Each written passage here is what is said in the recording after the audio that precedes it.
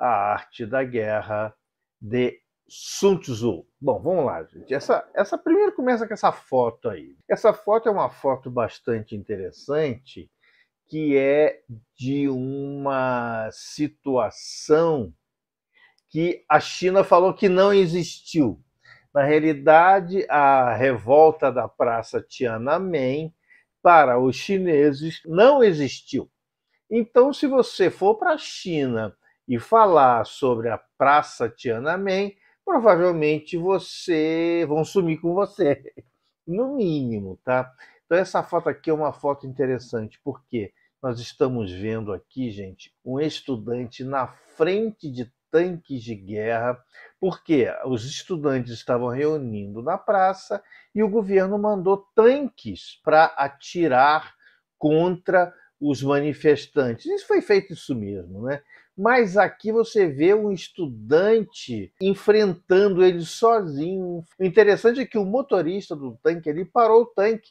Ele não quis passar por cima do rapaz. Aquela índole, né, que a pessoa tem de não assassinar um inocente. Então ele ficou ali andando na frente do tanque, não deixou realmente os tanques passarem. Bom, acabou que os tanques passaram. Ele foi assassinado pelo governo com um tiro na nuca e a conta da bala foi dada para a família dele pagar. Então é assim que um sistema totalitário funciona. Então essa aí é uma foto da revolta da Praça Tiananmen, que segundo os chineses nunca existiu. Bom, vamos então falar da arte da guerra, tá bom? Então falando aqui um pouquinho do histórico. O Sun Tzu foi um general, esse general, gente, importante, que ele cai no mesmo sistema de Jesus Cristo, né? Um general mítico chinês, que, segundo alguns escritos, nasceu em 544 a.C.,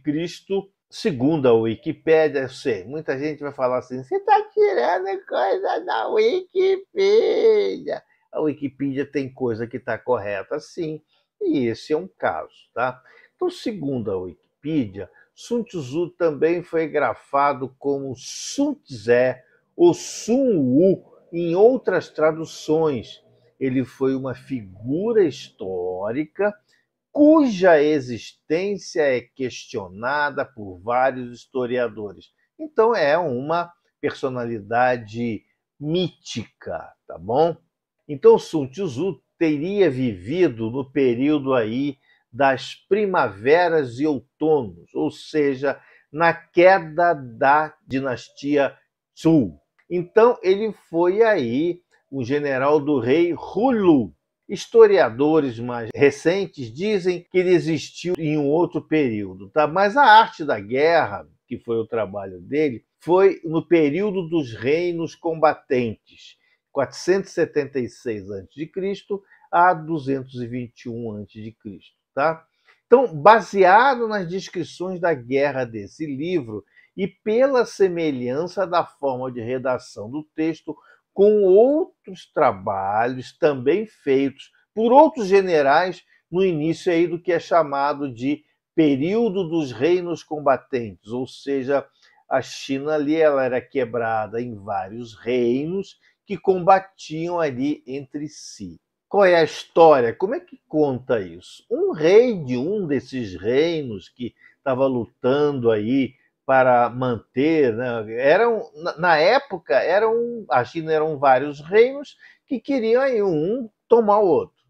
Um dos reis tinha um inimigo muito mais poderoso que ele era realmente muito fraco em termos de poder militar, ele foi e me chama esse general. Esse general, para mostrar para ele que ele realmente podia ajudá-lo em combater e a vencer esse reino mais poderoso que ele começou a mostrar para esse rei como é que funciona. Ou seja, ele convocou algumas das concubinas do rei, colocou em forma ali na frente do rei, designou pelotões, pequenos pelotões, e tirou lá do meio uma concubina para comandar um desses pelotões. Muito bem. ele começou a dar ordens para que as concubinas líderes liderassem seu pelotão. Então ele falava assim: fiquem em posição de sentido. As concubinas comandantes passavam a ordem para as outras e elas começavam a rir. E eu vou ficar nada, vou ficar em posição de sentido. Olha, gente, eu vou mandar de novo. Posição de sentido.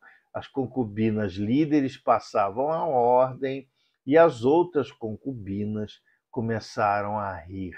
Ele fez isso várias vezes. Até que chegou um determinado momento que ele pegou aquelas concubinas que ele determinou como sendo líderes e decapitou-as na mesma hora.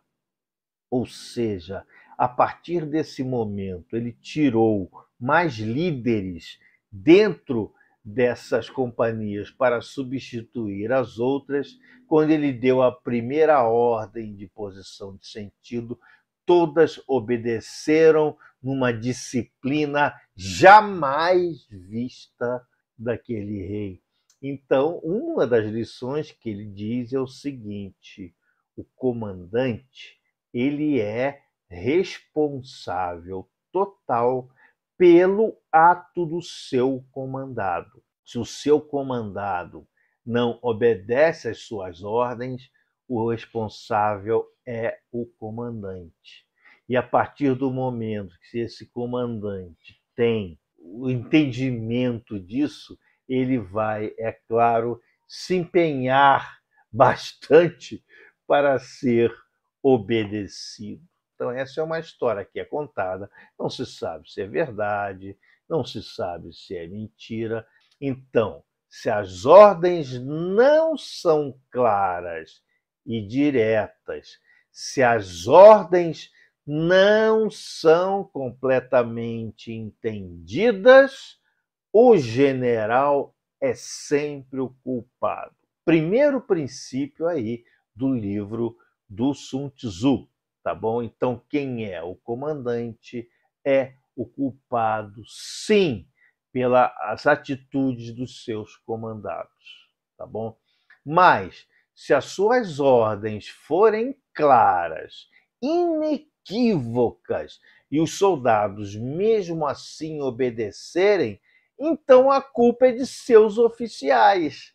Foi o que ele fez. Ele deu a ordem para as concubinas chefes, que não passaram a ordem direito para as concubinas lá das companhias. Né? Então a culpa é sim de seus oficiais. Isso até hoje, na maioria dos exércitos do mundo, isto ocorre.